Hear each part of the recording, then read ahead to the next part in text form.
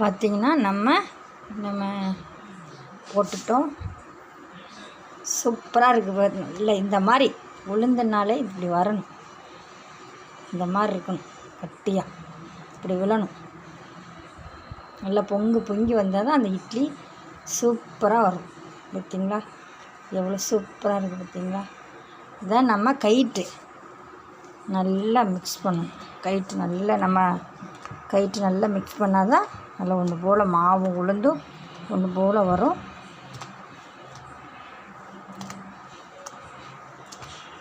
எப்போவுமே நல்லா கயிற்று நல்லா மிக்ஸ் பண்ணிடும்.